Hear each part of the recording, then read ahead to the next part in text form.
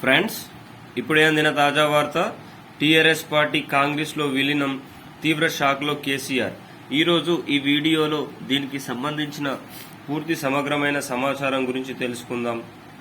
ఎవరైనా మన ఛానల్ని మొట్టమొదటిసారిగా చూస్తున్నట్లయితే చూసిన వెంటనే మిత్రులారా లైక్ చేయండి, షేర్ చేయండి, అదేవిధంగా కామెంట్ చేసి సబ్స్క్రైబ్ చేసుకోండి. మీరు సబ్స్క్రైబ్ చేసుకోవడం వల్ల ప్రభుత్వం నుంచి వచ్చే ముఖ్యమైన సమాచారం అయితే నోటిఫికేషన్ రూపంలో రావడం జరుగుతుంది. ఇక ఆలస్యం చేయకుండా ఈరోజు వీడియోలోని వివరాల్లోకి అయితే వెళ్ళిపోదాం. తెలంగాణ రాష్ట్రంలో జరిగిన 117 అసెంబ్లీ స్థానాలతో 39 ఎమ్మెల్యేలతో టీఆర్ఎస్ ప్రభుత్వం ప్రధాన ప్రతిపక్ష హోదాని సాధించిన సంగతి తెలిసిందే. దీనిలో దాదాపు 11 మంది ఎమ్మెల్యేలు కాంగ్రెస్ లో వెళ్లిపోవడం అయితే జరిగింది. ఇది ఇలా ఉండగా రాష్ట్రంలో జరిగిన 17 లోక్సభ స్థానాలకు గాను కేవలం పోటీ చేసిన 17 స్థానాల్లో 0 స్థానాలు సాధించి బీఆర్ఎస్ పార్టీ రాష్ట్రంలో తన ప్రతిష్టను కూడా కోల్పోయిన సంగతి తెలిసిందే.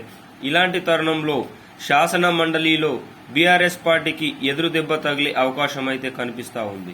మొత్తం శాసన మండలిలో 40 స్థానాలు కల తెలంగాణ శాసన మండలిలో 21 మంది బీఆర్ఎస్ శాసన మండలి సభ్యులు, కాంగ్రెస్ కి సంబంధించి 11 మంది, బీజేపీకి సంబంధించి మిగతా వారు ఉన్నారు.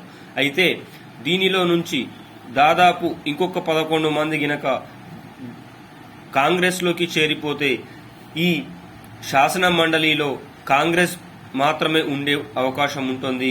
ఈ బీఆర్ఎస్ అనేది శాసన మండలిలో కాంగ్రెస్ లో విలీనమయ్యే అవకాశం అయితే లేకపోలేదు.